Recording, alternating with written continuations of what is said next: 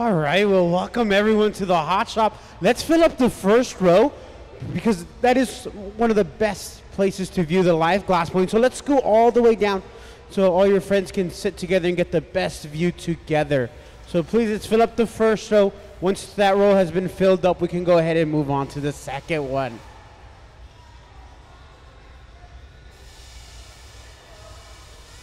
Hello. Welcome to the museum.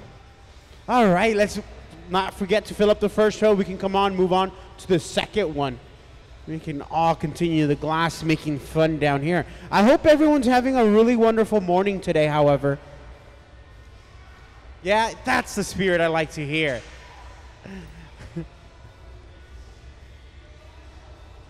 Well, if you're sitting down here, you guys get to see a lot of action that usually people don't see. But you can see Gabe down here. He's playing around with the glass a little bit. He's getting ready for the next pattern that we're going to work on later on. Okay, so you guys, if you're sitting down here, you're going to see Gabe working on this from time to time. Now, I do want to begin by introducing myself. My name is David, and I'm going to be your MC. By the way, you can always ask me questions at any given time. All you got to do is you raise your hand or shout my name. Remember, I love questions, okay? So at any given time, you can always go ahead and raise your hand. Do you guys already have a question? Right on, I like that. Ooh, what are we doing right now? Well, let's jump. Should we just jump into the glass blowing? Yes, that's the attitude I like to hear. All right, so I'm gonna first begin by introducing our glass furnace, just so we can understand where the glass that you see now is being pulled out of. So we have our furnace down on your right-hand side down here. When I open that door, it just looks red and orange, right? Well, on our top screen, we have that diagram, makes it a little bit easier. Pretty much all it is a bowl of hot soup, and it's about the same temperature as molten lava. Remember that this furnace never gets turned off. Once we've gathered glass, we can do what Nick is doing now. We can begin to shape it. Using a wet padded newspaper, by rolling back and forth, Nick can actually shape the molten mass. If you're wondering what we are making here today, well, we are going to be playing around with the material today. Today, we're going to be creating some prototypes for our biggest fundraising event we have here at the Museum of Glass, which of course is our Red Hot event. Every single year, we will make, ooh, look at that. So what's going on right now? Ooh, look at those beautiful pieces on our top screen. So every single year, we have our Red Hot event. This is our biggest fundraiser that we have, and right now we are creating the product that we will be selling and auctioning off later this year. On our top screen, you can see our previous winners from the past 2 years, but we are going to go ahead and move on. Remember that last year's winner is down here. And look at on the top screen. Those are all the prototypes that we have right now. We have yet to decide which one we want to use. Last year's winner, you can see right here on the right-hand side of the pedestal. We made these last year, but we're gonna be inspired by nature this year, so we're gonna switch it up a little bit. But you would make it red? Is that your favorite color?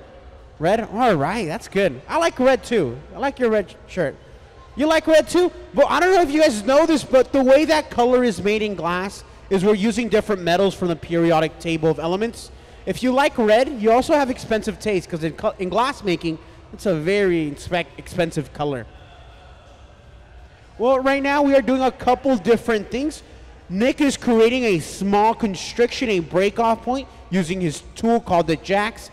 And that's how we're going to break this piece free, with that small little indentation, that crevice that Nick has made. Earlier we saw Nick use that tool and slide a little bit of beeswax. The reason we use beeswax is just so we're not scratching that surface, rather we're slipping and sliding. Notice Zoe down here. Zoe's actually blowing air through the blowpipe. This is the actual glass blowing part of glass making. And if you're wondering how much air do we blow through that blowpipe, we're blowing about the same air pressure you use to blow out a candle. It's not a lot of air, right? But again, it does vary. You have a question? It's okay. We still have a lot of time. So remember, I do love questions. You can always raise your hand or shout my name. If you're wondering about our camera system, we have a really amazing AV crew. Well, we have a camera right behind you on both sides of the end of the museum. And if you're wondering about where that magic happens, well, we can all see that window up there. We have our AV crew there. We can always wave hi at them. They're doing an amazing job up there. But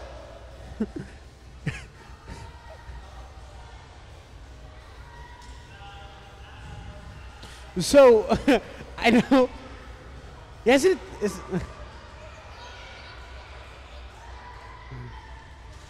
So everything you see on our top screen, we do live stream through YouTube and our own website. You can always check out what the Museum of Glass is up to, because we're always doing something unique and something different here at the museum. We can see Sarah down here pulled out some examples of our red hot prototypes. You can see that these might be the winners. We have still yet to decide which one we will be producing. So now that we know a little bit about what we're making, we'll always make these bottles in two. First, we make the clear neck, and then we'll go ahead and make the body. Once the body is complete, we'll go ahead and bring out the neck and join it with the main bottle. Do you have a question? No, it's okay. It smells like bacon. And I think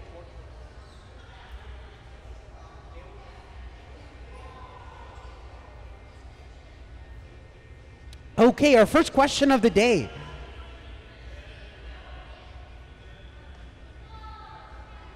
Do you make animals with glass? Oh, you have no idea what we make here. Glass has no limits. If you can dream of it, we can make it down here. Yes, we've made fishes. We've made so many different types of animals. Later on, I'll be talking about our Kids Design Glass program, by the way, because everyone here is eligible for that program. You have a question? Do we make sharks with the glass? Man, that was made. We've already done that before. Remember, glass has no limits. As long as you can think of an idea, we can make it. You have an idea? Yeah, you have a question?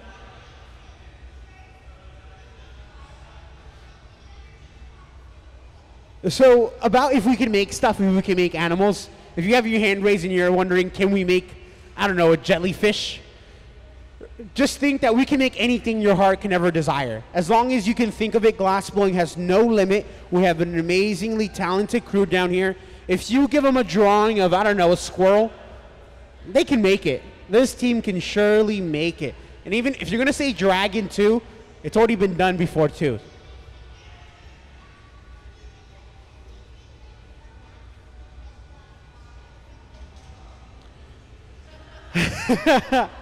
That is a fantastic. I wish you could.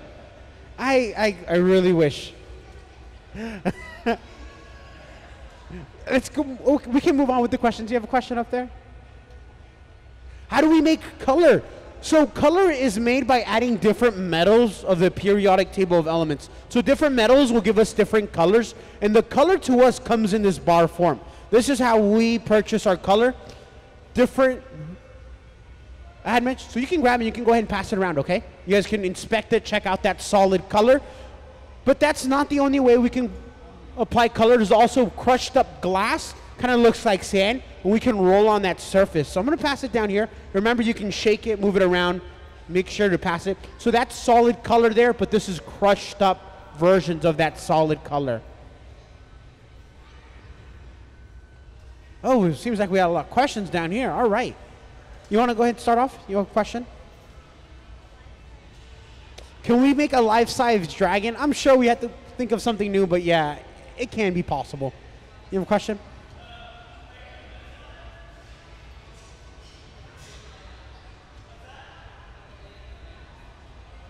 Oh, we can do the rainbow colors if you'd like. We can do anything. Glass has no limits. Why do we have to put it in fire? Great question down here. So I am going to introduce the glory hole that we have here. The glory hole is a chamber, approximately 2,300 degrees. So it's really, really hot inside of here. When we're working with the glass outside, it's cooling down. And it eventually becomes stable where it's too hard that we can't really manipulate it anymore. So if Nick wants to continue to work on it, he will have to go back to this chamber and get the glass hot to continue working with the mass. Now, the longer time he spends inside this oven, the hotter the glass gets, which means typically the faster you need to turn the rod to keep it on center. I love questions, by the way. You guys are doing fantastic. You have a question? You know, we're still quite a little ways from creating our finished bottle, but again, it is going to look similar to this. Not really in the shape, but kind of in the same mass it holds. Do you have a question?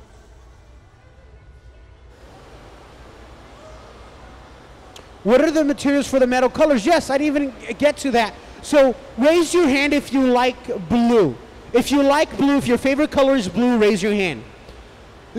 Now, if you have your hand raised, the color or the metal we use to create that blue glass is cobalt. Cobalt will give us blue glass. If you like a green glass and you have your hand raised, green glass, right? We all like green color. That is made from chromium. Chromium will give us green glass. I had mentioned before, you had like pink?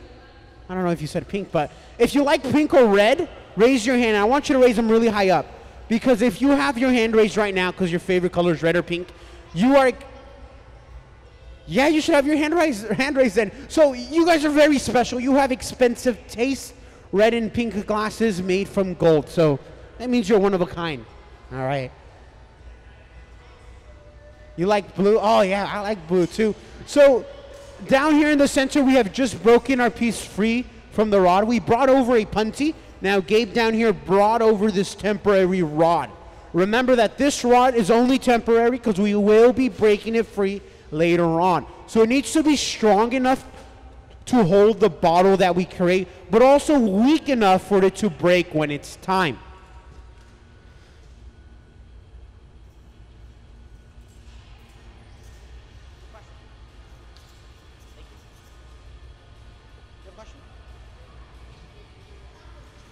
What's the difference between the ovens? Hey, that's a fantastic question. Remember that here we have two furnaces, one on the left-hand side and one on the right-hand side. Remember that this is where the hot glass is being kept. There's actual molten glass inside of here, about the same temperature as molten lava. That's why we always keep this door closed to ensure that our hot bowl of soup is always turned on. Remember that then the glory hole, there is no glass inside of here. This is just the fire we are entering to continue to manipulate the molten mass.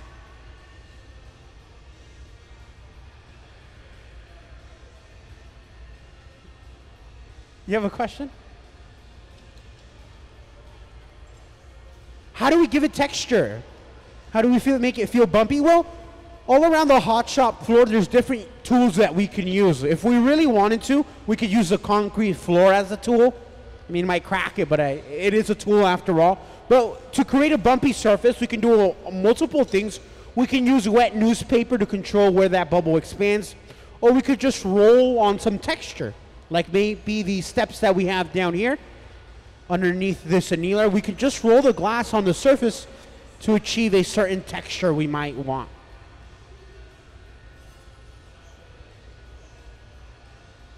You have a question?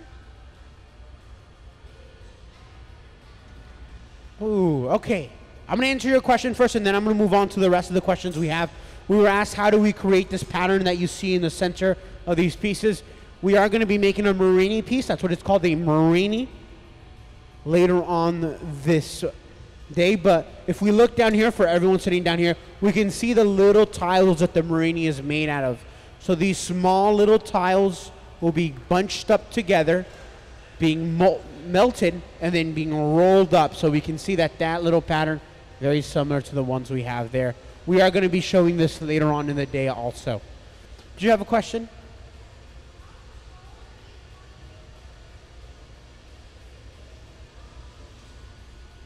Ooh, so when you're designing a piece, it's all up to you. You have all personal preference, so it's really up to you to decide what ratios you like. If you like a really tall bottle, well, you can make it really tall and stretch it out if you really wanted to. Or if you want to make it really wide, you just blow a lot more air in. Do you have a question? How do we make the glass at first? Ooh, all right. So does anyone here have ever played Minecraft? Anybody's played Minecraft? Damn, every time. So what do you melt in a furnace to create glass? Sand, correct. Did you say gold? So remember, it is sand. Here at the museum, it's very similar. We're not using crushed up recycled bottles, however. We are using a specifically made glass. It's made about 45 minutes north of Seattle, called Spectrum Glass Nugget. Now it comes like in a little ice cube, and that is what we are placing into our furnace, and that is melting overnight. Do you have a question? How many things have we made so far? Well, today we have yet to make anything. So this is going to be the first piece of the day down here. And look at this. We have our bottle down. Sarah is now bringing over the neck. And here shortly we're going to fuse everything together. Here in glass blowing, when we're fusing something together, we just like to get both ends nice and hot. When we see a little bit of red and orange, that means that the glass is hot and ready to be adhered. You have a question?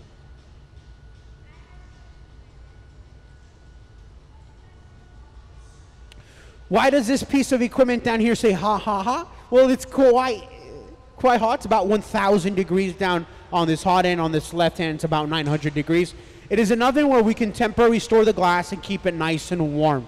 But as this action continues, notice that down in the center, we are already adding the neck to our bottle down here. And look at that. Both pieces have been joined together, and now they are one. We're going to break free the rod that Sarah has brought over. Notice that we were blowing air at that same time here. Zoe was blowing air to ensure that everything has joined together and there's no air leaking in any place. Look at that. Isn't that amazing? All right, so we can continue back with the questions down here, but notice that we are going to be working on this bottle. The tip of the bottle always tends to be thicker than everything else. So what will happen is we're actually going to concentrate the heat on the very end, pull that out, and then trim that thick glass right off the piece. You have a question? How long does it take to make glass depending on what you're making? You can spend a full 8-hour day creating one intricate piece, or you can spend 20 minutes making a bottle like this. Do you have a question?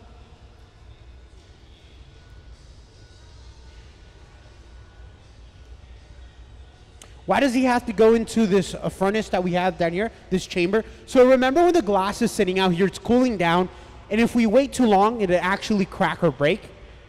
And if we don't want it to break or crack, we want to continue working with it, well, we will have to enter this chamber once again. Notice glass making is all about heating the glass up, coming back, working as much as you can possibly do to it, and then reheating it back up and repeating that step. You have a question? How many pieces will we make for a red hot event? Well, I believe we will be making 25 of these bottles. Again, we are going to fill them up with the local distillery. And then we will be making the goblets themselves. So on our top screen, let's get the images so we can understand what we're creating here. And again, we are creating a prototypes. We haven't decided exactly which one we'll be producing, but the goblets themselves, I believe, will be 50 of them. Do we have a question?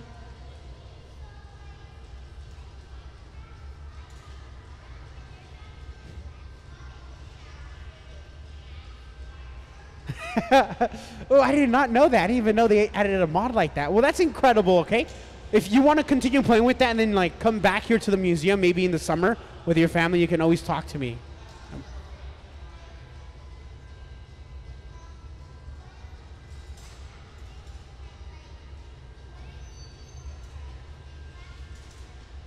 What happens if we try to make glass and it breaks? Well, it sucks. The glass will break and we'll just go ahead and start all over. And we won't even worry about it. The next piece will become even better. Oh no, it's totally fine. If it breaks, it will just end up on the ground. We'll sweep it away and throw it away later on. No harm, no foul. Well, typically when you're first beginning to blow glass, the first thing you make is a little snowman. Just three little spheres. Frozen, that's a good movie there too. Do we have any other questions? Any other questions? You have a question down here? We'll move down here. So a very important thing here in the hot shop is to always have good music. So we always like changing the music around so we have a really good surround sound. And that's really important to any hot shop you really ever go to. They always have a good speaker system. Do you have a question?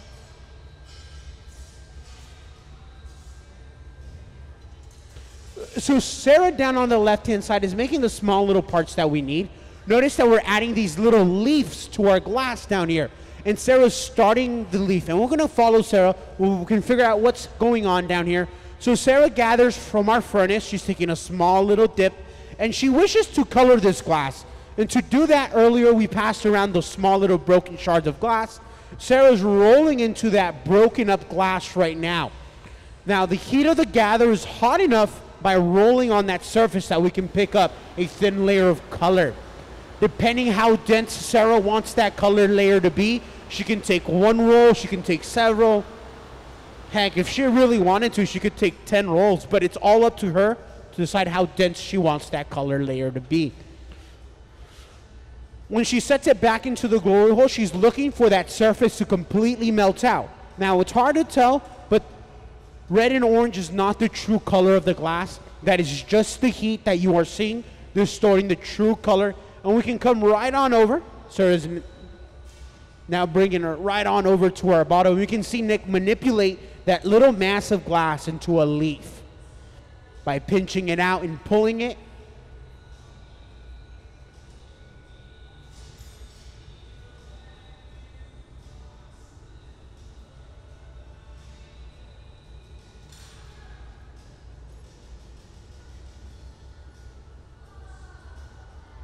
Look at that, right? Look at that. We just added 2 little leaves on our vessel we made here earlier today. You have a question?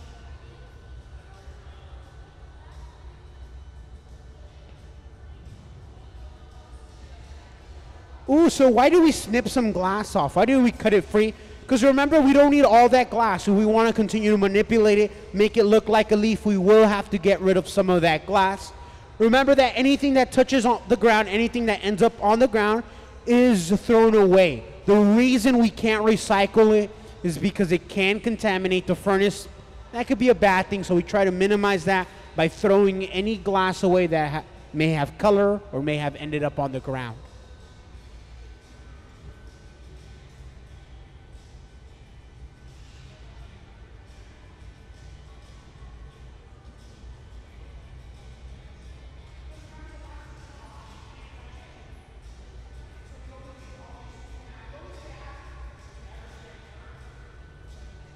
And to answer that question, if we ever get burnt here in the hot shop floor, we're typically not getting burnt by the molten mass itself.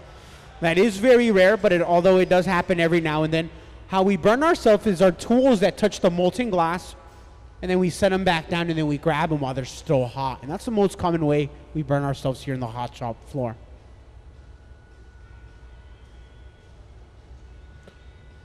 If you have, we can make anything you can possibly want. Let's talk a little bit about our Kids Design Glass program, just so everyone down here is familiar with that program.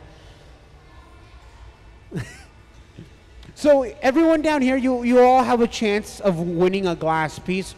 Our Kids Design Glass program is a monthly contest that we hold here at the Museum of Glass. And this is one way you can have glass be given to you.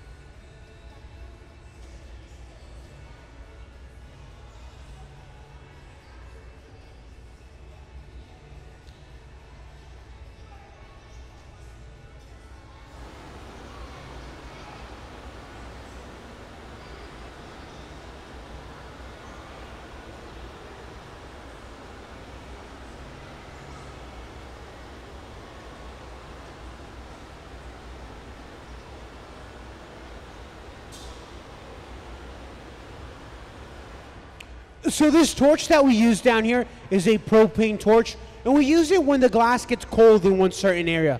By heating it up and using that torch, we can ensure that that area is going to stay nice and warm. Typically, we're using it because that's the area we wish to manipulate next. We can see Nick use that torch on that very small portion of the leaf, which is now hot, and you can continue to manipulate it.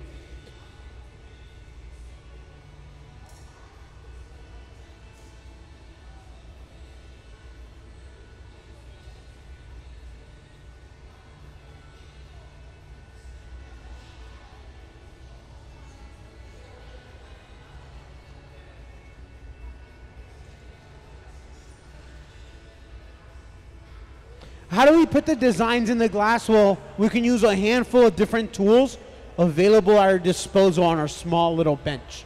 You have a question?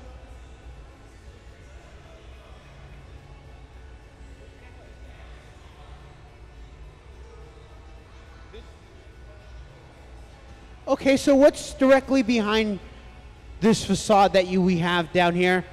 Well, we have everything that's operating, the equipment you see down here, but we also have a cold shop behind the Museum of Glass that you see now. This is where we can grind and polish the glass in the very back. You can see on the top screen, we're seeing a live feed of that cold shop. Remember, this is a state-of-the-art hot shop, but when the glass is complete, we still need to remove some residue that's left on the very bottom, and that's where the glass goes to be polished up. Here a little bit, I'll bring around a little piece that still needs to be cold worked so we can see what happens. So the next step that we're going to take here is we're going to place our finished bottle into the annealer. Does anybody want to guess what happens if we leave the glass out here? You have any guesses? You want to guess?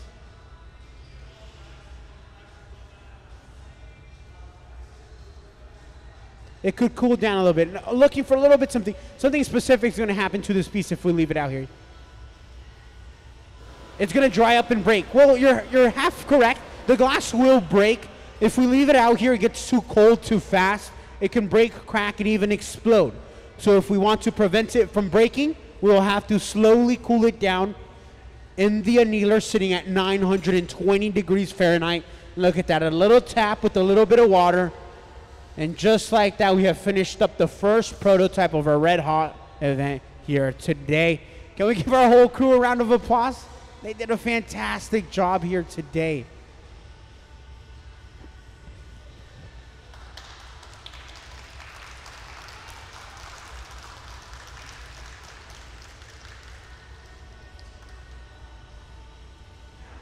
Remember that if we leave this glass out here, it's just gonna break.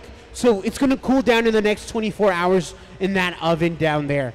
And that's how we make a piece. We can see that the annealer down here is already cooled down, and this is the first look that we can take into our bottles down here, our prototypes, and look how gorgeous they are. Here in a little bit, we will be bringing them out. We'll go ahead and place them on the pedestal, and we can inspect them, check it out, and talk all about them. So now I am going to talk a little bit about our Kids Design Glass program because I hope that everyone down here submits a drawing. Our Kids Design Glass program is a contest that we hold here every single month. You can draw whatever you want, whatever your heart desires, whatever your imagination can come up with. You can draw whatever you want. Once a month we will choose a winner and we will make that drawing completely out of glass. We will make 2 pieces, one for the child to take home and one for our own collection. And of course, this doesn't cost anything at all besides the time that you spend on the drawing. So on our top screen now, we're gonna play the winner of our March Kids Design Glass. But look at this image. So we see this image down here. This is our March winner of our Kids Design Glass. You guys wanna see how we made this piece? Again, this is the piece, the drawing we've had submitted. Let's check out the crew making it out now. This happened all earlier this week, actually this past weekend, as the museum crew brought this piece to life. Of course, we did make 2 of them. One the child did take home, and one for our collection.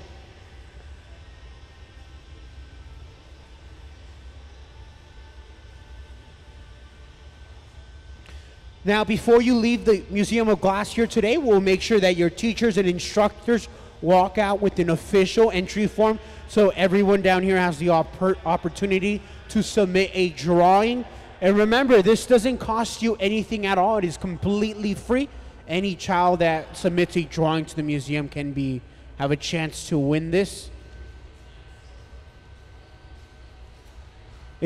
Once you check out our gallery space, you will see that we do have a Kids Design Glass little portion, and one day maybe you might get your own piece up there.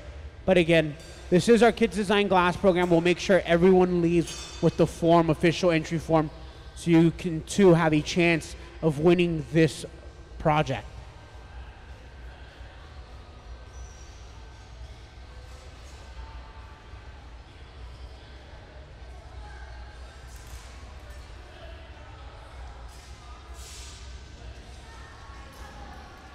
Thank you so much for joining us. See you, everyone. Remember, again, I hope to see one of your drawings in our Kids Design Glass application stack. Bye, everyone. Bye, everyone. Thank you for coming in. You have a great day. Please enjoy Tacoma. Bye-bye. Bye now. Yeah, see ya. Take care. Bye-bye. I know those are some really nice ponies.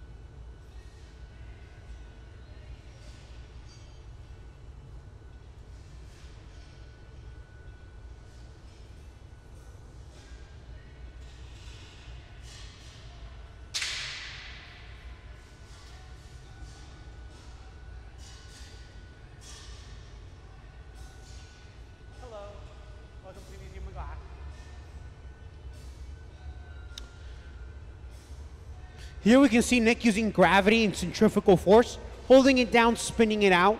We can continue to elongate our bottle in the shape that we're going for here today. This small little constriction that Nick has created, the small little waist point, will be the break off, and that's how we're going to break our piece free from the rod. Notice at the same time, Sarah's been blowing through that blowpipe, and she's been blowing about 1 or 2 psi. It's about the same air pressure used to blow out a candle. So it's not a lot of air, but again, it does vary depending on how much we want to expand the bubble.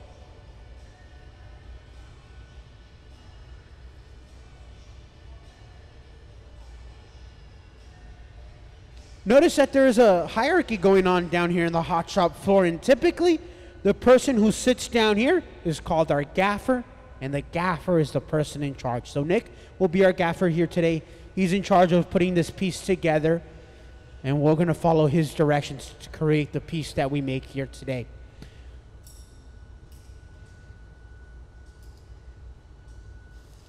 Right now he's using a pair of cork paddles, which is a very dense layer of cork that he can manipulate, smash the glass in whichever shape he really desires. Now, something's also going to be happening down here. We have this cooling rack, and down on my left-hand side, we have Gabe, and he's getting ready to pull this long strand of clear glass. This is for a separate project, but we will be seeing it later on today. On our pedestals, we have this beautiful Marini piece down here. This very intricate tiled piece of glass. We're going to be making some of that later today. Right now, what Gabe is making is a little bit of clear that goes below the little tiles. That little clear part is going to be the handle on which we pick up the little tiles. That's what's going to maximize the amount of glass that we can use with that little piece of clear glass. And again, this is going to be happening later on. If you're with us, we'll walk through the whole process from start to finish. But down here in the center, it's all about teamwork. Glass blowing is all about teamwork. And we can see that action down here.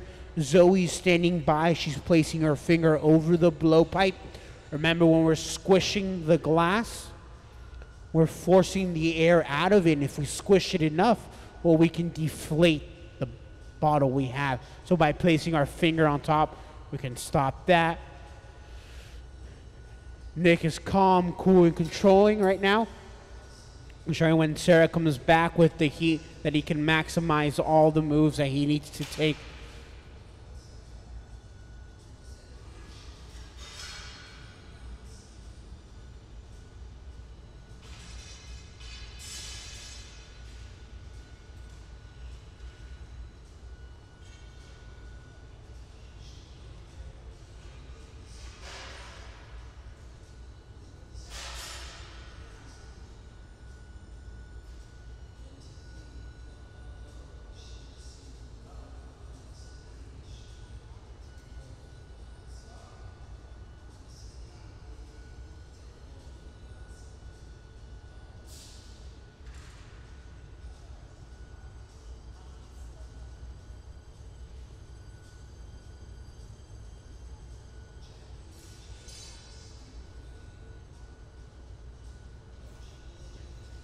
When we begin to make one of these bottles, we always make them in 2 separate steps. The first thing we make is we make the very top portion, which is the neck. Once we're complete with the neck, it's just a little clear bit of glass. We will go set it in our garage. The garage is a temporary place where we can store the glass, keep it nice and warm. So our neck portion is staying nice and warm down here. And we can see these pieces have also similar process, where we make the neck first, put that away, we'll go ahead and make the body, and then attach them later together. Right now, we're in the process of flipping our piece. We're going to be adding a new rod, which is a new handle, and that's being done by Gabe down here. He's shaping a little bit mass of glass on the end of that rod. We're going to go ahead and bring it right on over, and we're going to break our bottle free from the rod it has now. When we're making a punty, remember this is a temporary handle, which means it needs to be strong enough to hold our bottle, but also weak enough for it to break later on in the process. To do that, again, Nick is going to use his 18 years of professional glass making experience.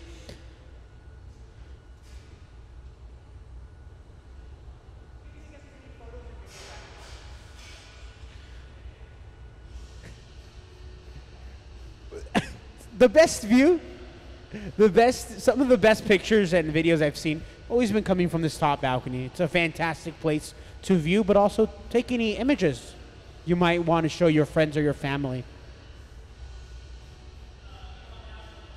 I hope everyone's having a wonderful morning after all. And really, thank you so much for joining us. I welcome you to our lovely hot shop. Of course, there's a world famous hot shop for this iconic design that we have here. This cone shape might look beautiful, might look iconic, but it's very useful here in the hot shop floor also. We've created this natural chimney where hot air can rise. We have a fan up there that just sucks the heat away, allowing us to stay nice and warm. Typically, the best time to be a glass blower is during the winter, because it's super cold outside and we're staying nice and warm. Although we're already past that, it's gonna stay nice and cool down here, all thanks to our amazing cone-shaped design we have here now.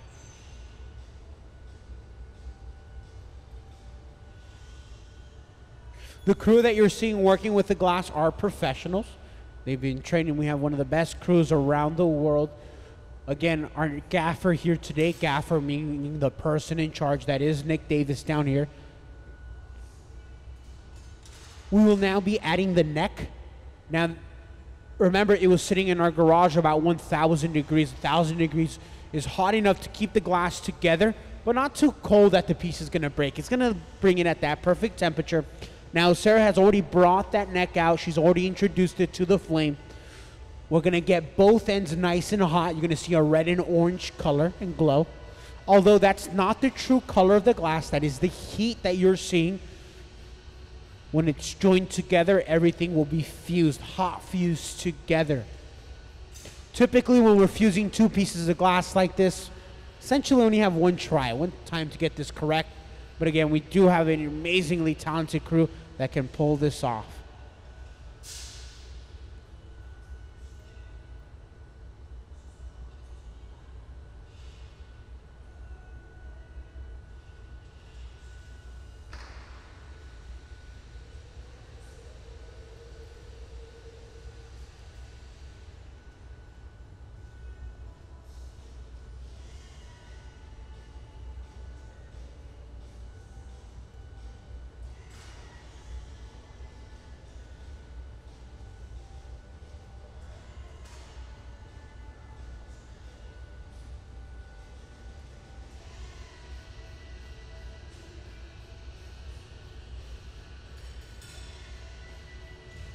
A little bit of water, a little bit of tap, and look at that. We have now joined the neck of our bottle, and we can continue to work on that top portion now. Unfortunately, that very top part is thick. It is left over with thick glass. So what will happen is we're actually going to pull that thick glass and eventually get rid of it. So we have a nice even thickness all the way around.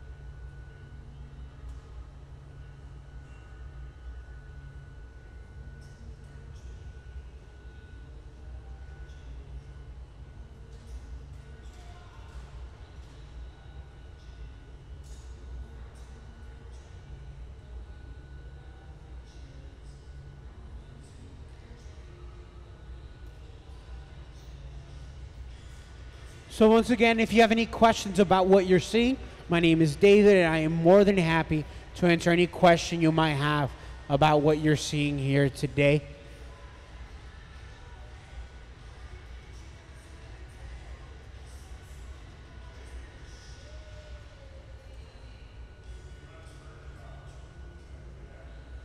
So yes, most of the equipment that you see here is powered by natural gas. That is our fuel here at the Museum of Glass. So remember that our furnaces are never turned off. Here at the museum, we have two furnaces, both holding approximately 1,000 pounds of molten glass. And these furnaces are never, ever turned off. They've been running on for a couple years now, and they don't take any holiday breaks, any vacations, weekends off. They don't do any of that. They're always turned on. If we really wanted to, for some weird reason, we can come in at 1 o'clock in the morning and gather glass because that furnace is good to go all the time.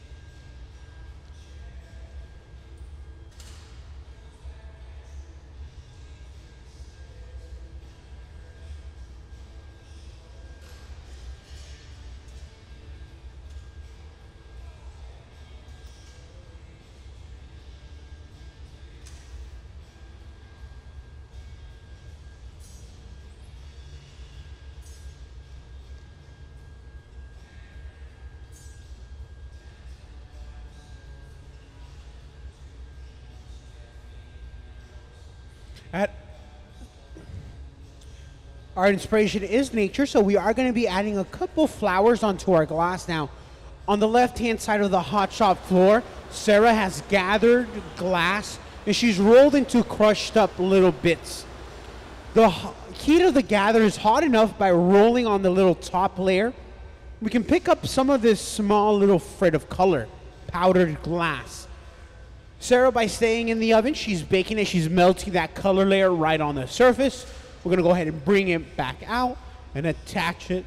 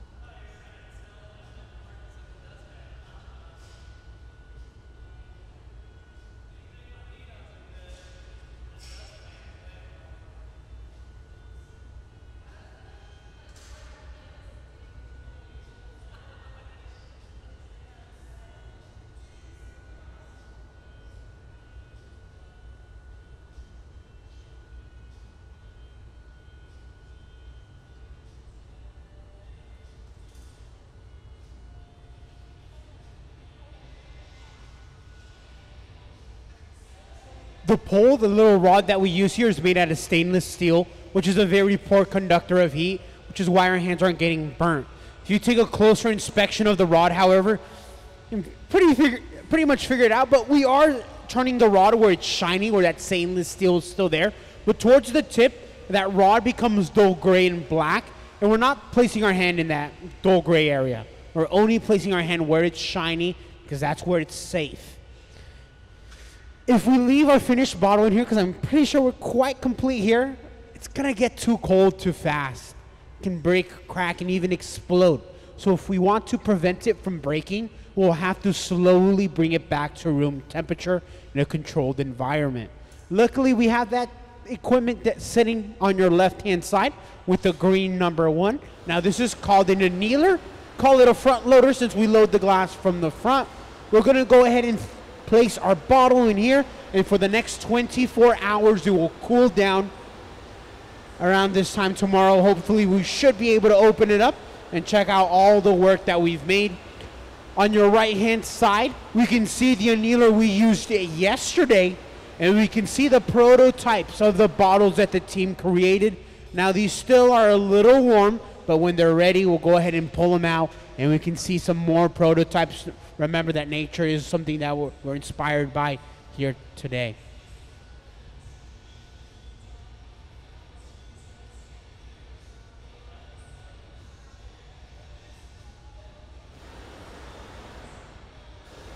So, to break this piece free, Sarah has suited up in a heat protective layer, Kevlar gloves.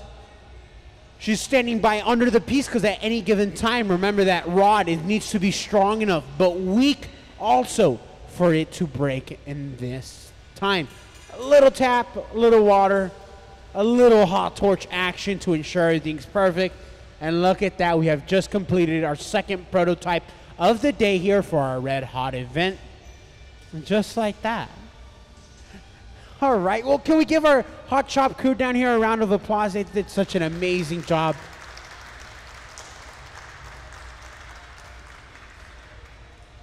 Oh, and it is now that time. We can see Gabe Feenan down here, a professional glassmaker here at the Museum of Glass, is beginning to bring out some of the prototypes for our Red Hot event.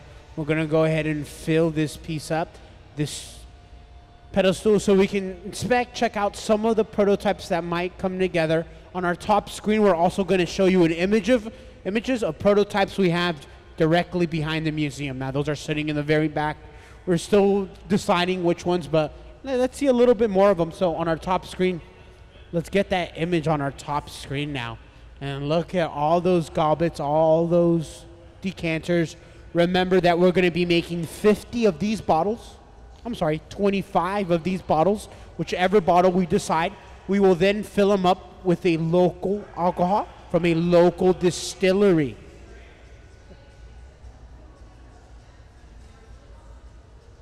Yes, it will be. And we can see on our top screen, we're seeing a video of all those wonderful decanters. And oh man, which one's going to win? So the goblets, we will be making, I believe, 50 of those. And again, all these pieces that you see will be for sale, or at least later on, when we decide, they will be for sale for our Red Hot event, which is our biggest fundraiser here at the Museum of Glass.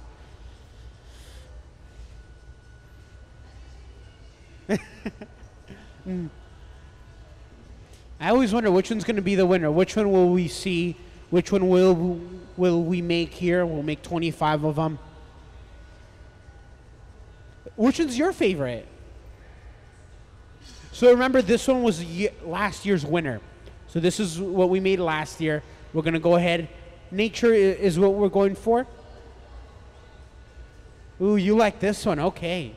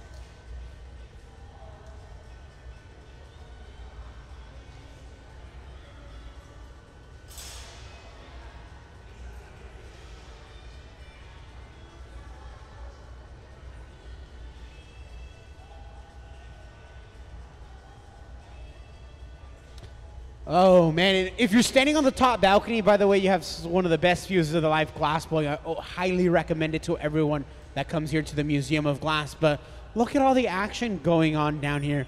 We have a couple different things going on. Down in the center of the hot shot floor, we have Nick Davis shaping the molten mass of glass. By holding it down, the mass will come back to the rod a little bit easier. Now he flips that. If he holds it down like this, the glass will begin to fall off the rod. Depending on what he's trying to make can dictate how he holds and where he hangs the rod. For those of us who are just joining us, welcome to the Museum of Glass and our wonderful hot shop floor. We had a question: what is the glory hole? Remember that this glory hole is a place where we can reheat the glass. When it's standing out here, it's cooling down, it's getting colder by the second. Now at one point, it's hard and we can no longer work with it. So if Nick wants to continue to work with the glass, he will have to enter one of these chambers, the glory hole again. Essentially, it is a round barrel on its side lined with fire brick to insulate and keep the heat inside. Of course, all this equipment you see is powered by natural gas.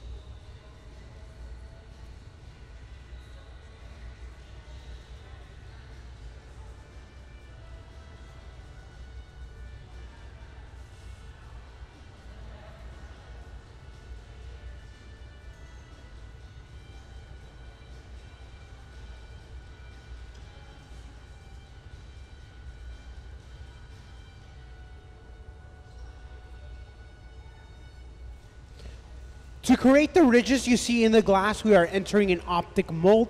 Now these are steel molds that we can stuff the glass inside to create certain ridges or textures or even a pattern that we might want. We dip the glass inside, blow air, so it expands to every small little nook and cranny, and that's how we are left with this shape. The one that Nick used here today is called a pineapple mold because it gives us the texture of a rough pineapple. And at the same time, we can see Zoe blowing through that blowpipe. Oh, look at that beautiful image of the pineapple mold we can see on our top screen. That is that mold that gave us all the little ridges in the piece we see here today. I'd mentioned that Zoe's standing by to blow air through that blowpipe. And this is the actual glass blowing part of glass making. If you're wondering how much air we blow when we're asked to blow air, we're typically blowing about the same air pressure you use to blow out a candle, but it does vary how much air we want. As this continues, we are going to be transferring onto a different rod, but I do want to touch bases on what's going on down here so we can just understand what Gabe is doing now. We're going to be creating these beautiful patterns that you see on your left-hand side of the pedestal, these beautiful Marini pieces. We're going to be making one of these, I believe, after lunch, which means we're getting ready. We can see one of the patterns now. It's hard to believe, but it's all made out of these small little tiles of glass. If you're with us here when we do our Marini demonstration, I'll be going into depth. But right now, they are these small little tiles that are yet to be fused. The little bit of clear glass he's putting on the bottom will be the handle that we attach them, and that's where our rod will be placed to adhere them together. So again, that little sheet of glass that you see here will eventually become one of the pieces you see on the left-hand side of the pedestal. For those of us who are just joining us, we're making prototypes for our biggest fundraiser we have here at the museum, our Red Hot event, which will be taking place later this year. We can see the decanter, the bottle, the one last year. We fill them up with the local distillery, and then we will sell them here. We will only make 25 of these bottles. Right now, you're seeing some prototypes of what could possibly be made for this year's winner. I don't know. You can always tell me which one you personally like. We can always chat about that. But yes, right now we are going to continue to make different prototypes that may or may win. Again, whichever one wins, we'll then be making 25 of those and sell them in our Red Hot event. This is our biggest annual fundraiser we do, yes. Yes, we are a nonprofit. If you're wondering how we keep our doors open, it's by all of you wonderful visitors that come here to the museum. By coming to our museum, you are helping us spread the word of glass essentially down here. And this is essentially how we keep our doors open, is by all our visitors that come through.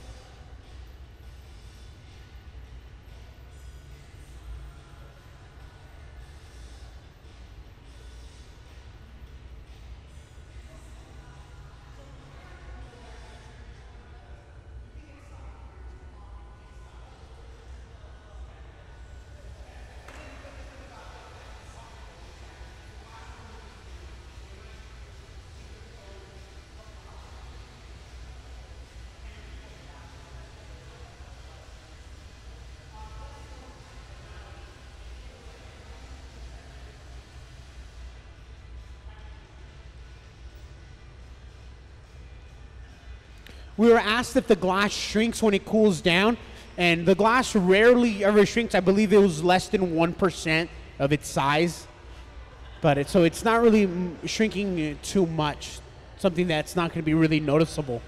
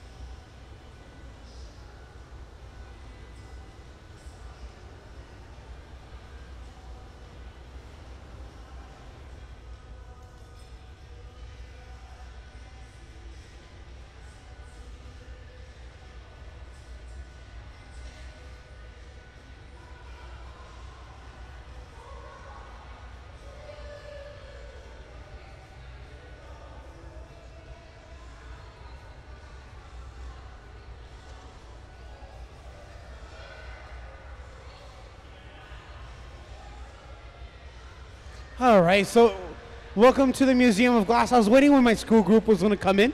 Remember, we can fill up the second row up here. And if you guys really want to, you guys can walk all the way around and fill up the first row. These are always the best seats. Now, you can sit wherever you like. If you want to sit in the very back, you're more than welcome to, but the party is going to be happening down in the first couple rows. So if you want to interact, stay with us. I do highly recommend the first two rows. You guys have really good seats. You can take as many photos, videos, pictures as you like. If you plan on posting them on social media, all we ask is you tag the Museum of Glass. Other than that, show your friends and family what you experienced here today at the Museum of Glass. Again, if you want to stick with us, the first two rows I highly recommend. All right. Sweet. I hope everyone is comfortable here today. I welcome you to the Museum of the Glass and the world famous Hot Shop. Now, I know this beautiful museum looks quite iconic from the outside. We have this beautiful iconic cone here. Now, although it looks amazing, it is also very functional. Remember that hot air likes to rise, and so we have created this natural chimney where hot air can escape through the top fan. Well, I do want to begin by introducing myself. My name is David. I'm going to be your MC here today. If you have any questions at any given time, you can raise your hand or shout my name, and I am more than happy to answer any question that you might have about the glass making process. Well, here today we are going to be making some bottles. We can see some of these bottles down here on this pedestal. If you want to talk to me about them and tell me which one's your favorite, I'm always more than happy to talk a little bit about glass. But these are all prototypes for our Red Hot event.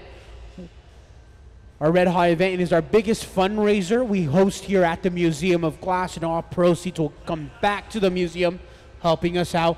We can see on our top screen some more prototypes, some goblets. 50 goblets will be produced, and 25 of the bottles, they are going to be filled with a local distillery alcohol.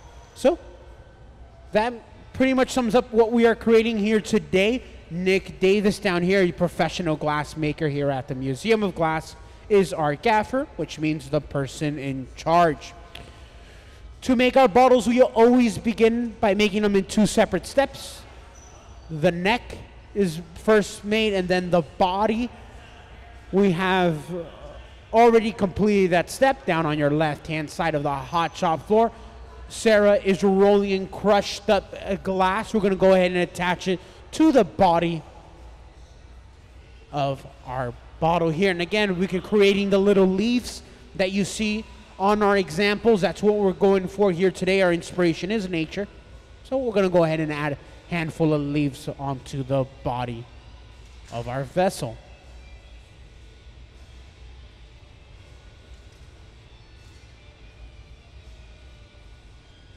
If you're wondering how hot glass sticks to hot glass, well, we ensure that both ends are nice and hot, and on contact, they can fuse together. Now, although that red and orange color is not the true color of the glass, it will always look red and orange. And that's just due to the heat distorting the true color. So it doesn't matter what color we work with, when we get it hot, it always looks red and orange. And it can be any color too. It can be white. White does turn red and orange, just as green and blue do also. We're going to continue to add all the leaves that we want to add, and then we can go ahead and continue on adding the neck portion of our bottle.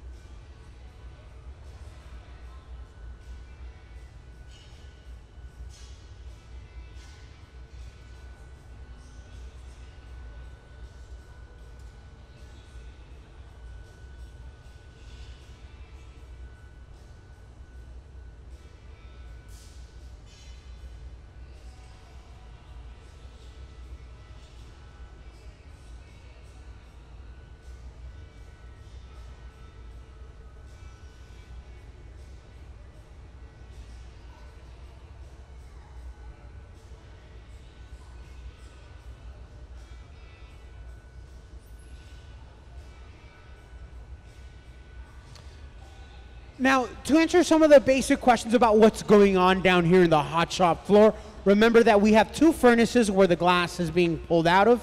They're both holding approximately 1,000 pounds of molten mass inside of here.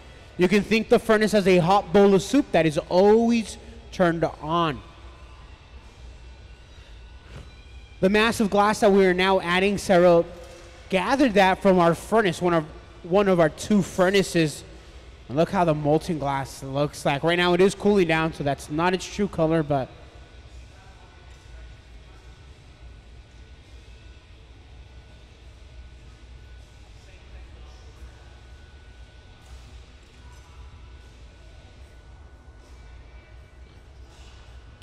once the glass exits our furnace, it begins to cool down. We can see the crew using a glory hole now, and this is just a chamber to keep the glass nice and hot. If we practice with the glass or we keep it out here, it'll get too cold too fast. It can break, crack, and even explode. So if we want to prevent it from breaking, we'll have to continue to heat it back up, working with the glass.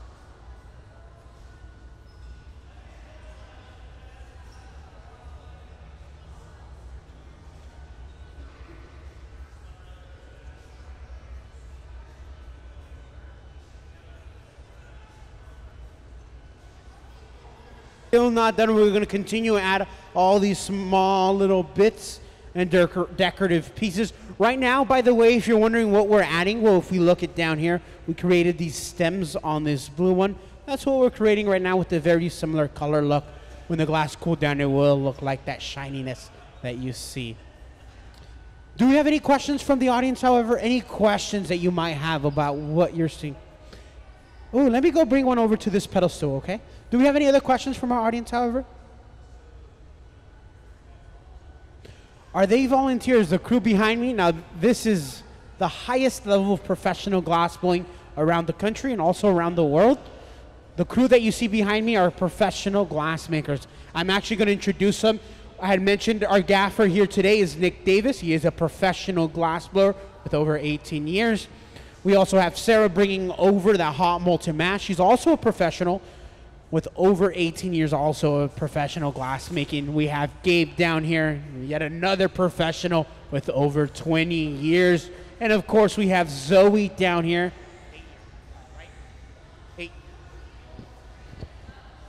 And we have Zoe down here with about 9 years of professional glass making experience. So the crew that you see down here is trained to work with hot molten mass. They've already understand the material and what's going on.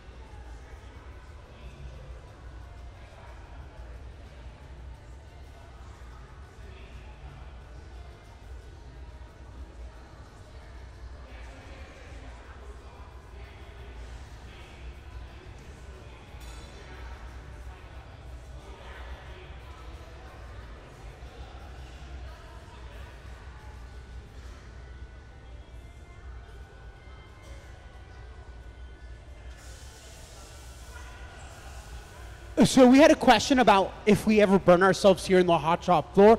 And the reality is that we don't get burnt by the hot molten mass usually. It's usually the tools that burn us. The tools touch the glass. We then set them down without thinking about it too much. We might grab them and burn ourselves.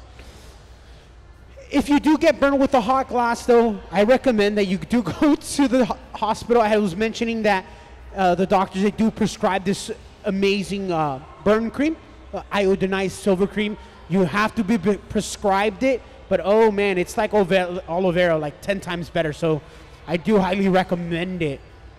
If you're wondering if you should go to the doctor or not because you burned yourself, the cream they have there is amazing. But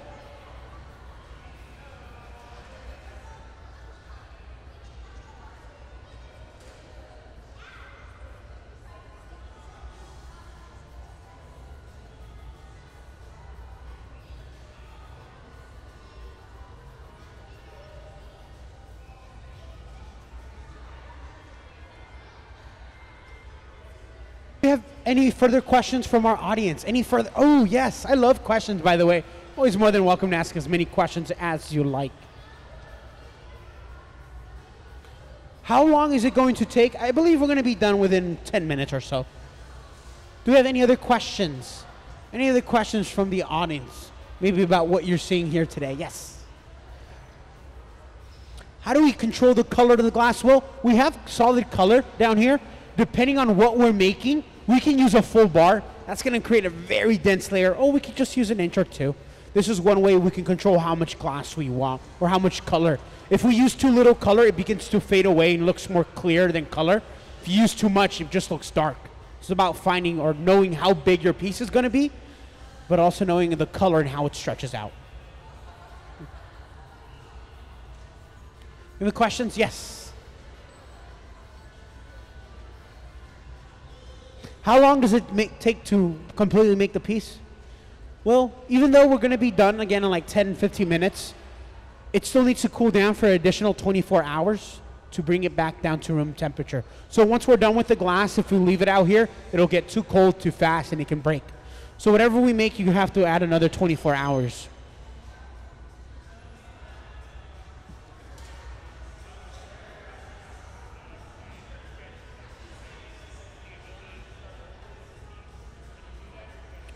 If something breaks, so by the way, things break all the time. We have a really incredible crew down here, so breaks are not that common, but they do happen every now and then. And when it breaks, so what? It breaks. Things break all the time. You learn as a glass maker not to take that by heart. Throw it away, make a new one. It's going to be even better than the last one. Yes.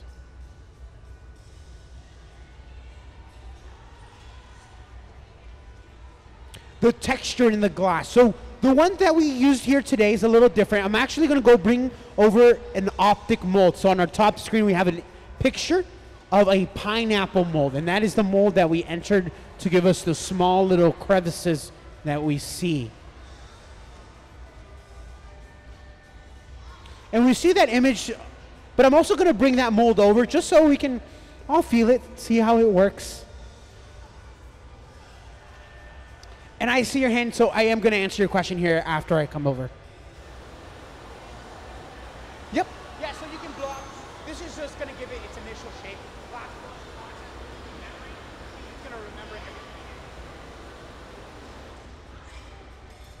So this is the mold that we entered to give us that texture that we see. Yep, you stuff it inside of it. That happens. We don't pour it, we stuff it.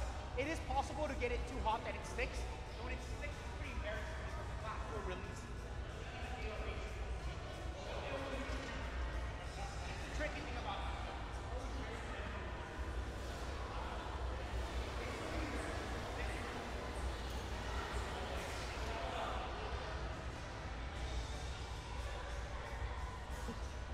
You have a question?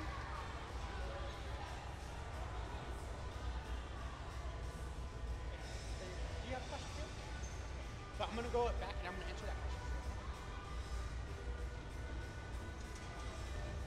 question. Well, this piece is just about done. So it's suited up in a heat protective layer. A little tap and look at that. On its way to the cool down oven. And over the period of the next 24 hours, it will come back to room temperature. And that's how we complete a piece down here at the Museum of Glass. Can we give our whole crew a round of applause? They did an amazing job here today.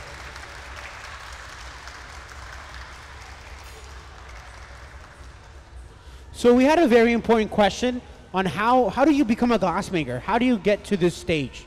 Remember, this is the highest level of professional glassblowing around the country and also the world. So the way you become a glassmaker, there's a couple different routes you can take. You can go to college. There's about 50 colleges in the United States that teach glassblowing as a craft. Now, that doesn't mean you're going to become a professional. That doesn't mean that you're going to be an amazing glassmaker. That just means you'll be trained how to work.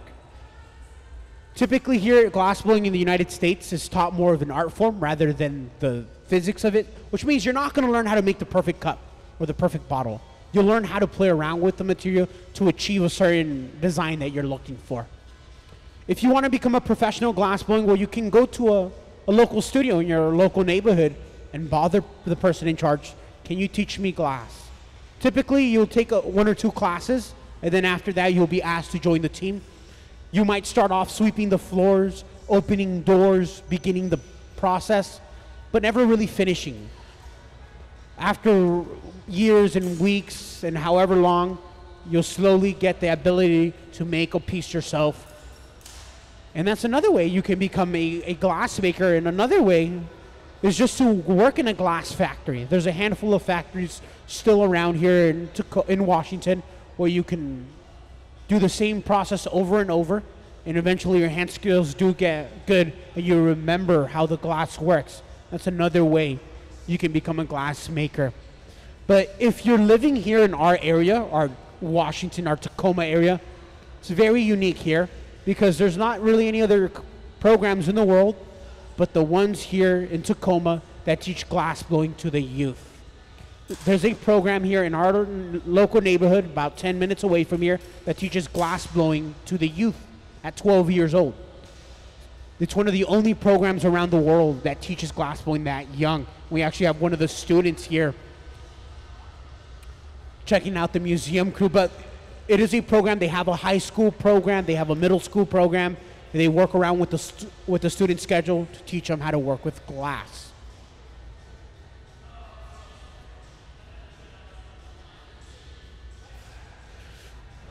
Well, we're just going to jump right back into the action. We can see Nick down here. He's the person in charge. He's the boss here today. He is called the gaffer. Now, he's just rolling back and forth on this steel table. And these are called a marver or a marvering table. Traditionally, these tables were made out of a solid slab of marble, and that's where we get that name marver from. We can see Nick has already blown a bubble.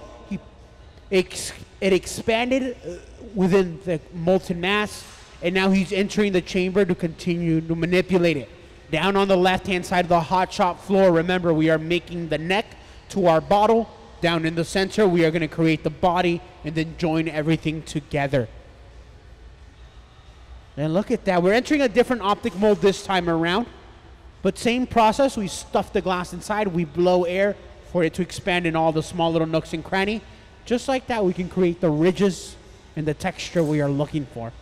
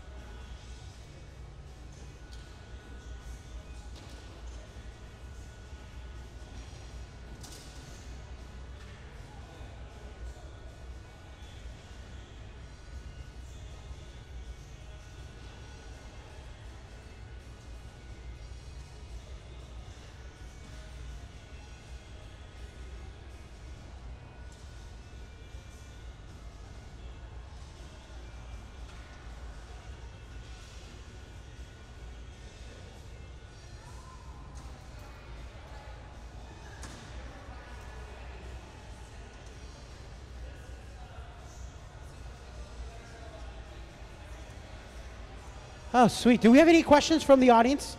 Any questions you might have about what you're seeing here today? As we work on this piece on our top screen, we're going to jump into a little bit of the action of what's going on down here. So we're going to find out a little bit about Marini on our top screen. We're going to play a little video on that process of Marini making. Down here, we are getting ready for the next pattern, which is our Marini pattern. But let's find out how we make this actual stuff. So on our top screen, we're seeing a rewind. We're seeing that video. Now, that is how we make the small little bits of glass. You can see the team stretching it from the ceiling to the bottom.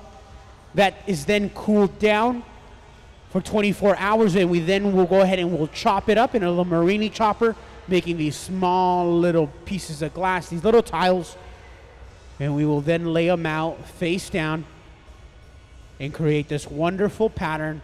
We'll get the glass nice and hot, we'll fuse it, then we'll roll on the surface, picking up that beautiful pattern that you see there.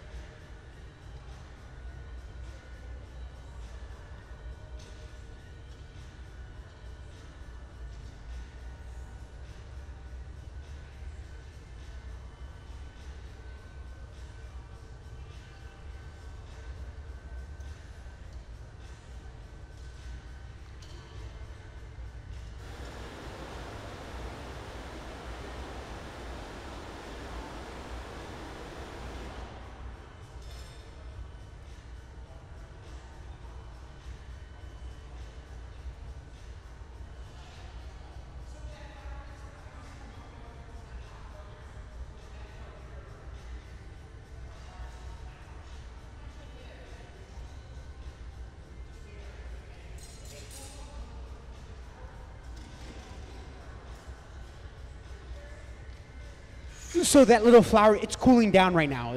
And we're going to make a little stand so when the child picks it up, it's going to stand up nice and straight.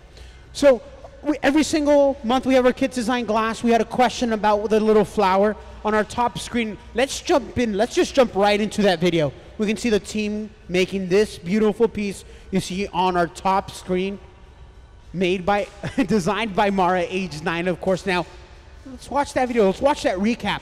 Seeing the MAW crew put that piece together. That's the drawing we were given. We're not taking any executive decisions. We're making exactly what the child brought us.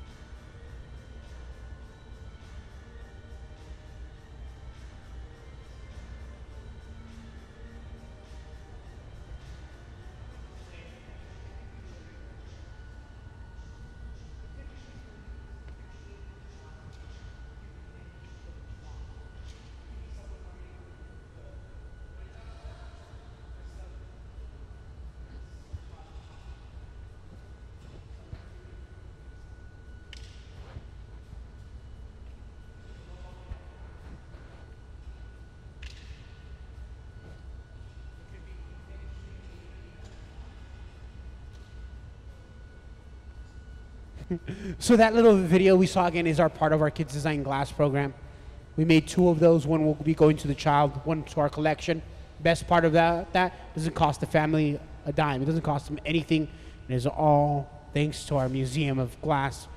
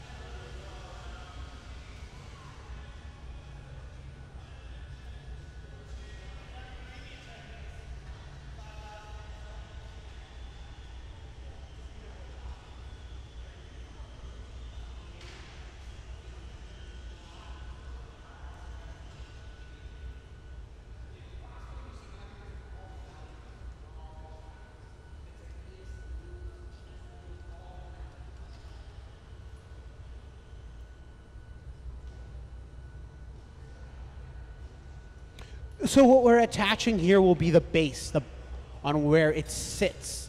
That's how we're going to continue with this fun down here.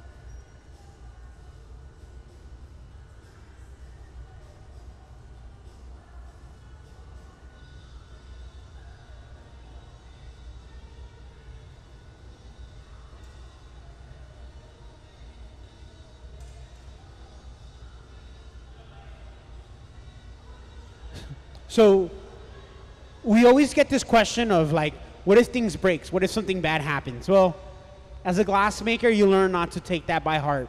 Things don't always go the way you plan them. It's glass. Aesthetic reasons. If we don't like a piece here, we'll just throw it away. We'll start all over.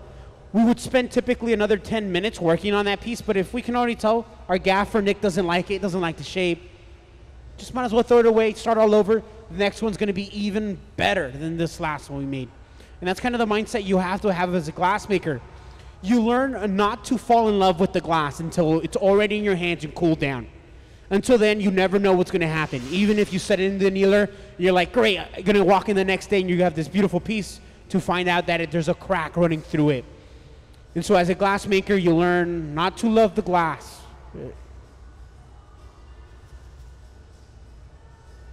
And look at this, the crew's already back right on it. They're already focusing on the next one. They're not even gonna worry about the last one. So what, things don't always go as you plan. Things like this rarely happen here at this museum. This is the highest level of professional glassblowing, but even at this high stake, even at this high level, mistakes happen. So what? Doesn't matter, it's not gonna affect us for the day. We're not gonna worry about it. When you're first beginning to blow glass, it's really difficult. It can be oftentimes really frustrating because things always break. They always break for some weird reason. They always break. And the more you learn about glassblowing, the more it's so difficult that you learn to love it. And that's how it is. And our team is incredibly talented. Incredibly, incredibly talented. Look, and they're already just laughing. They're getting ready for the next piece.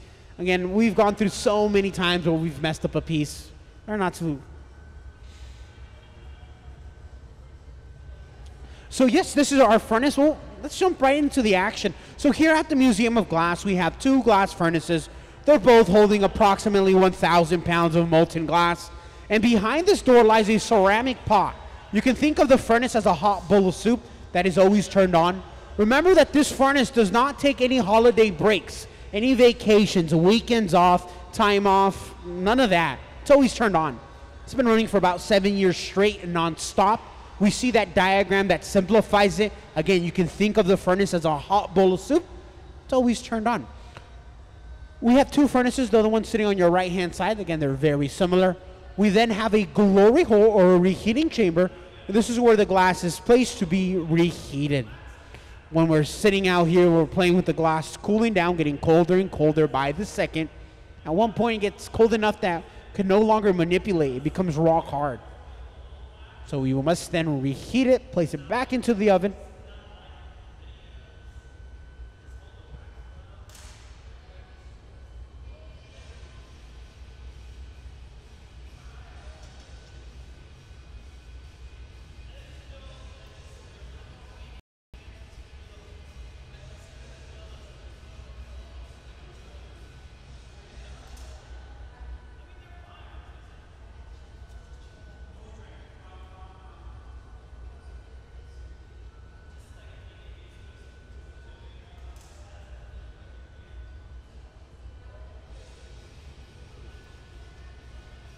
All right, well, we have our gaffer down here, Nick. He's stepping back in front of the furnace, getting ready for another layer of molten mass.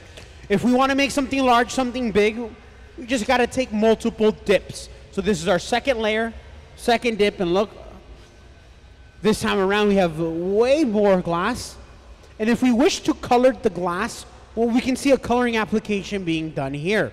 The glass is so hot we can roll into crushed up glass, little fragments of glass called frit, depending how dense we want that color layer to be. Nick can take one roll, he can take several. Heck, if he really wanted to, he could take 10, but they create a very dense layer. It's all personal preference though.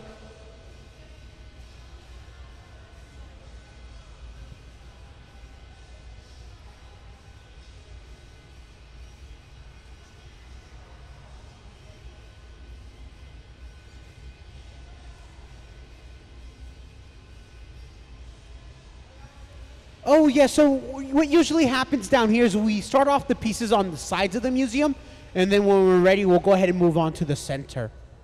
So although we are working with the glass down on that left-hand side, the action will be coming back to the center of the hot shop floor. I always recommend this top balcony area. It's a great place to view the live glass blowing. Also take any pictures of or videos of the action going on, and you're more than welcome to check it out at any time. We also have some amazing glass art that was made here at this wonderful museum.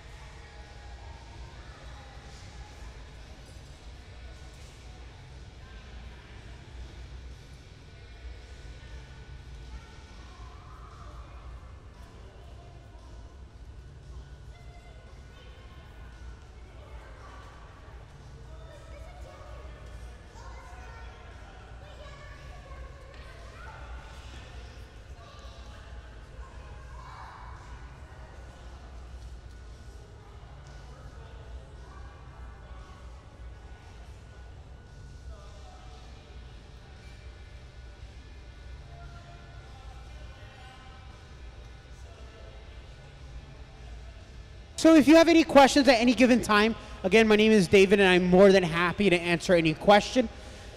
Down here, Nick is entering a chamber. It's approximately 2,300 degrees, and there is no glass inside of the glory hole. It is just the fire we are entering to soften the molten glass.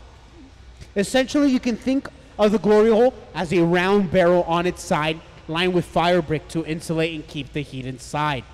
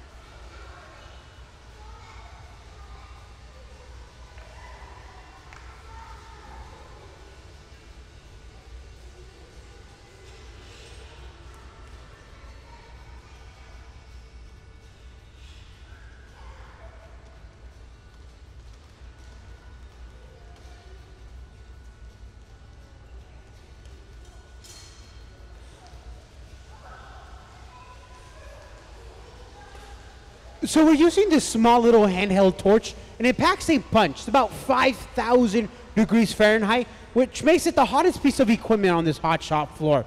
And Nick is using it to heat up one specific area he wishes to manipulate. So notice when he comes out, that area is the hottest portion.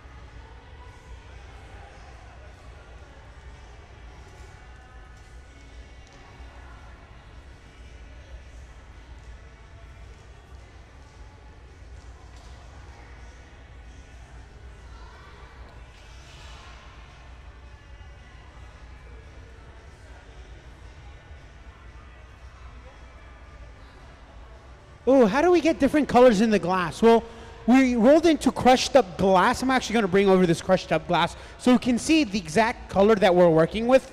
Right now, it doesn't look like that color. It looks a little green, and at times it'll look red and orange. But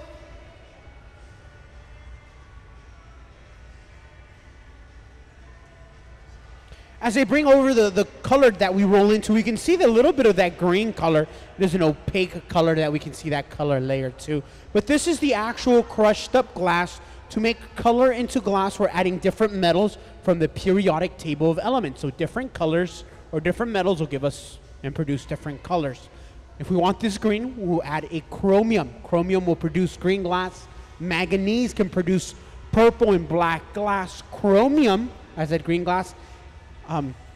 Red and pink glass is made from gold, which makes it some of the more expensive color in the glass industry due to that gold that they add. But it's just crushed up glass, depending how dense we want that color layer to be. We can roll one time or several times, all depending how dense we want that color layer to be.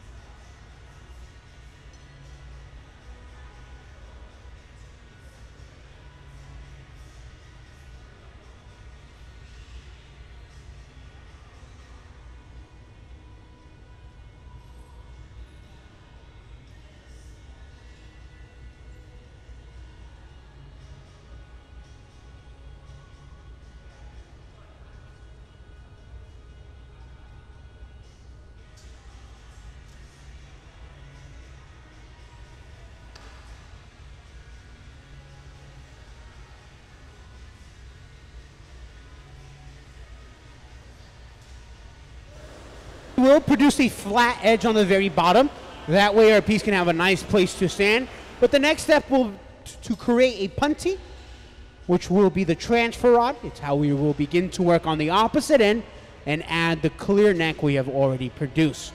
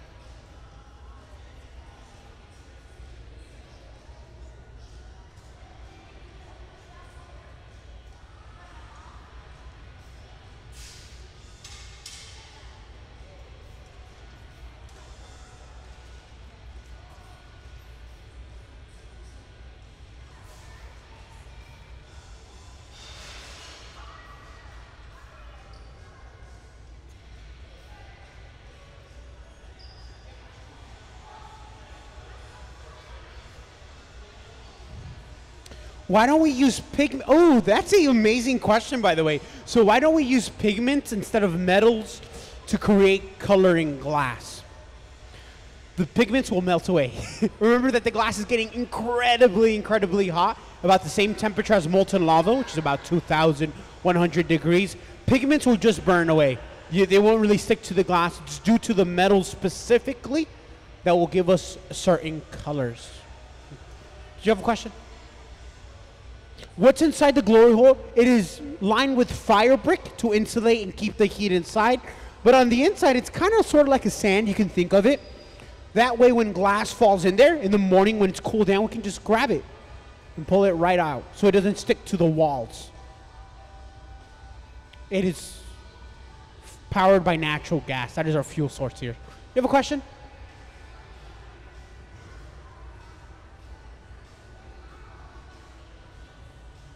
From start to finish, well, remember, this piece, we'll get done within the next 15 minutes or so. Let's say, it'll take us like 30 minutes to make this piece completely. But remember, although we're done within that time, the glass will still need to cool down. Depending on the thickness of the glass, it can stay in a cool down oven like this annealer, for about 24 hours. But again, all depending on the thickness of the glass. If you have a telescope glass, which is incredibly thick, well, that will need to stay in an oven like this for about 3 weeks to cool down. Do you have another question? Why don't we use water to cool it down? Water is extremely bad to hot glass because it causes it to crack and break. We can use that to our advantage in certain techniques, but for this one, with a little bit of water, it will actually break off. So we are now going to be adding the neck portion of our bottle. We can see Sarah bringing over the clear neck on the very top. I hope everyone up there is having a really nice day, right? It's an amazing view up there, right? Yeah, thumbs up. Yes. Anyways, down here we are now adding that neck.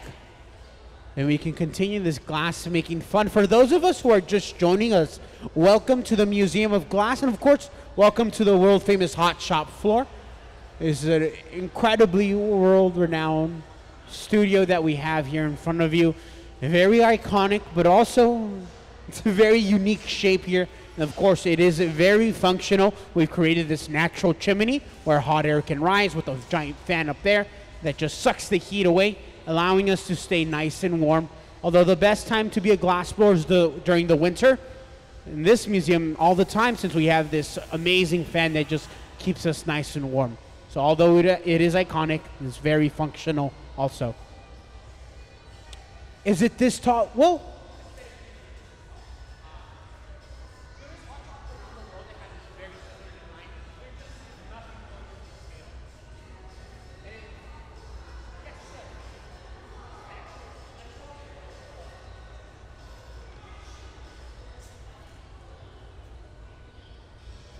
so the annealer, what's happening to the glass, it doesn't matter what piece of glass. All your glass in your home will always go through this annealing cycle.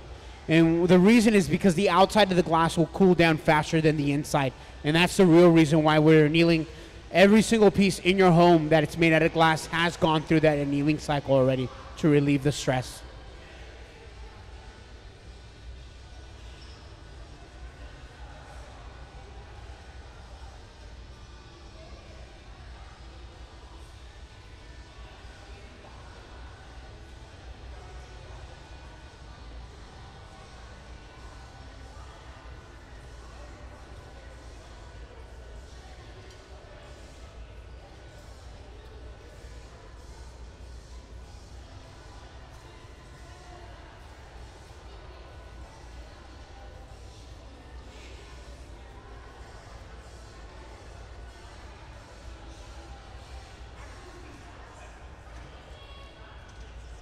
Approximately 1 hour, so around 2 o'clock.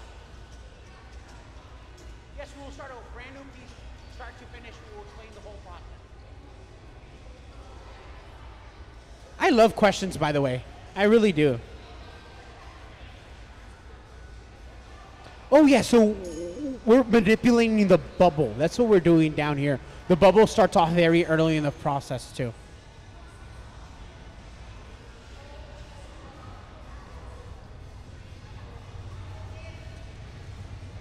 Do we have any other questions from our audience? Any other questions that we might have?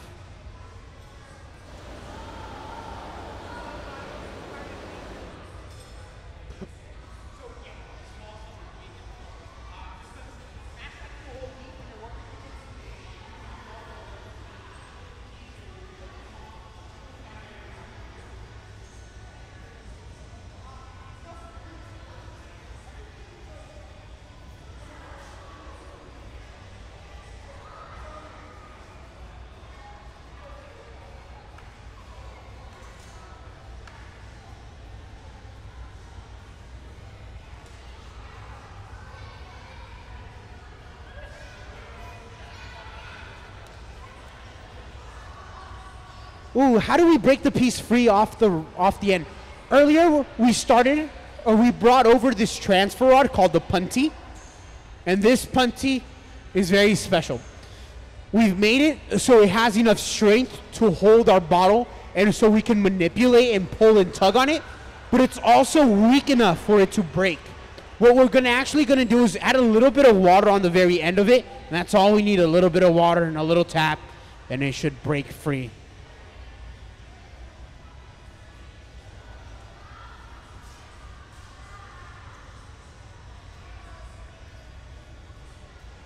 Do we have any questions from the audience? Any other questions? Again, my name is David, and I'm more than happy to answer any question you might have at any given time. Oh, you're right. You guys have questions up there? You guys got to shout a little louder, though, because I can barely hear you guys. It's totally fine. You know what? I'm just going to come up there and we can talk, all right?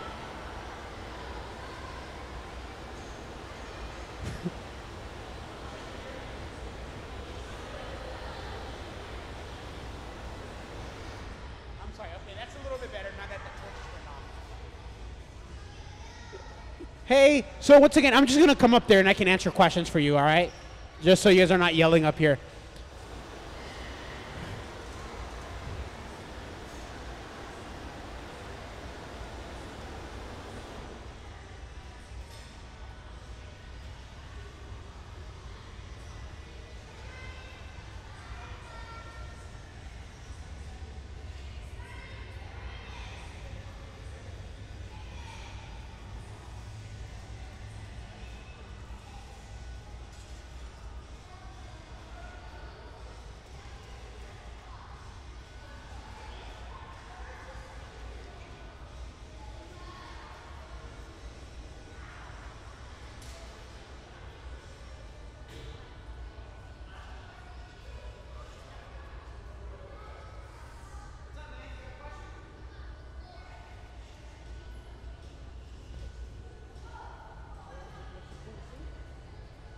What's the coolest thing that I've seen from the Kids Design Glass? We have a shark, the very back of the museum.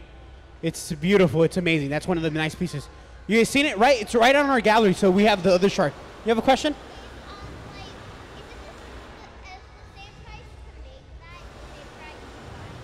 It's the same price to make it as the same price to sell it.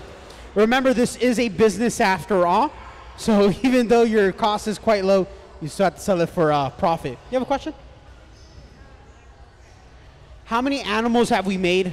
Hundreds. Hundreds, sweetie. We have a bunch of horses all around the hot shop floor, too. You have a question? What kind of sand that we use here? It's very special. That's a fantastic question, by the way. But the sand that we melt here is the purest form of sand there is. It's mined from the ground. So it's not your ordinary beach sand.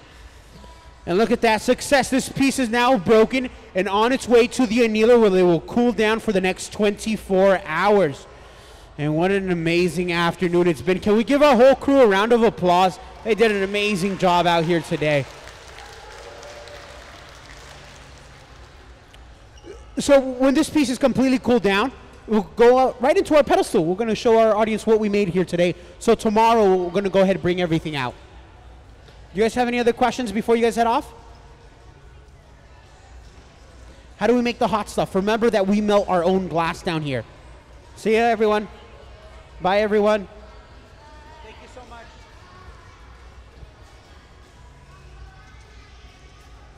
Now, I hope that everyone is having a wonderful afternoon, but this will conclude our live glass making demonstration. We want to thank everyone for joining us. Ooh. Actually, hold that thought. We're going to continue the fun until we are all about done. So that we're going to be blowing glass for a bit while longer if you want to stick with us. You have a question?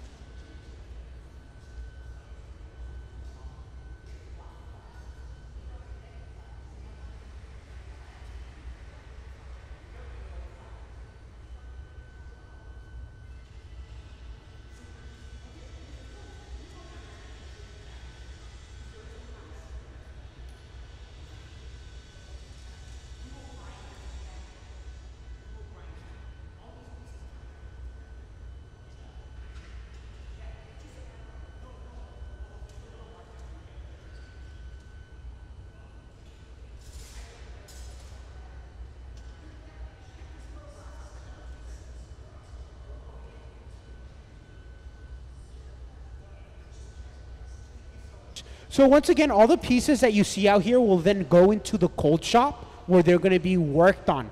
On the very bottom of the piece, there's a little bit of residue left over due to the punty. In our cold shop, we'll get rid of all that punty residue, and you won't even be able to notice that there was any glass there at all.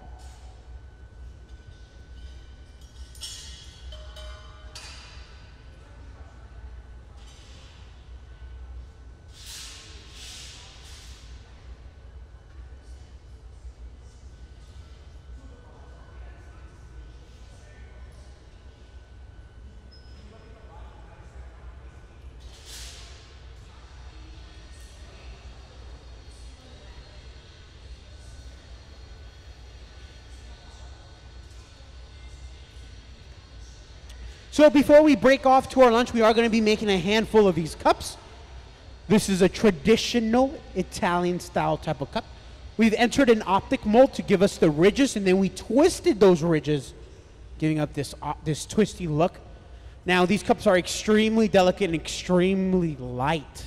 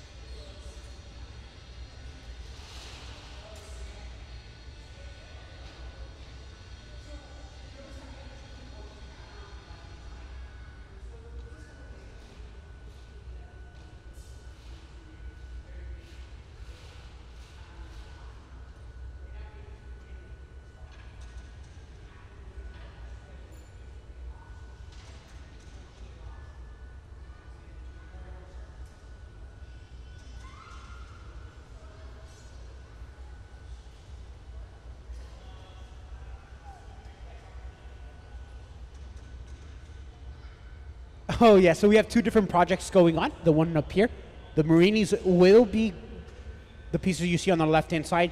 The piece you see down in the center is going to be part of this collection that we have down here. But essentially, we have a auction at the end of the year, our Red Hot auction.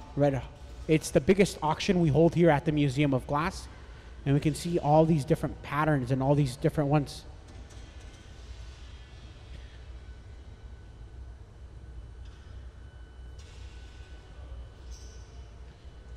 Oh, so right now these are all prototypes. Whichever bottle we produce, by the way, this is our winner from our last year. This bottle we filled them up with a local distillery alcohol, and then we'll go ahead and sell them during our Red Hot event. The ones for this year, we haven't decided exactly which one we're going to create. We can see some examples down here.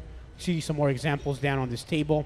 They're all examples. We don't know exactly which one we'll be producing, but the one that we decide, we're producing 25 of those.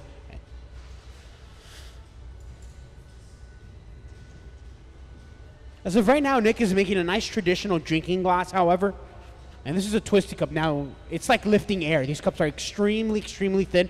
We've blown that bubble so thin that it can hold itself together, but it's enough. Remember, that glass will stabilize, not necessarily crystallize, but it will become hard.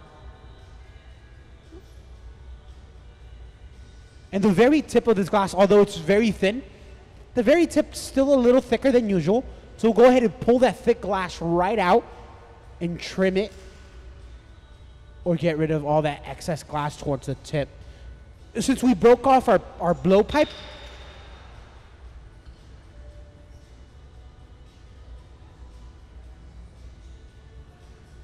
well, we want to thank everyone for joining us in our morning live glass blowing demonstration, and this concludes it. If you have any questions about what you've seen here today, you're more than welcome to ask me. Remember that the punties we bring over, they need to be strong enough to hold the stress that we relieve on it, that we pull, the tugging. But it also has to be weak enough for it to break. So it's a small little finite window that we have to work with. And this does happen here in the hot shop. And as a glass maker, don't take it by heart. So what? The next one's going to be even better. Once again, we do want to thank everyone for joining us, but we will now be taking our lunch. You also, too, can take a lunch. Remember that your pass is good for the entirety of the day, which means you can exit the museum, grab a lunch, grab a coffee of your own, and come back in about 1 hour, and we'll continue the glass-making fun. Thank you so much for joining.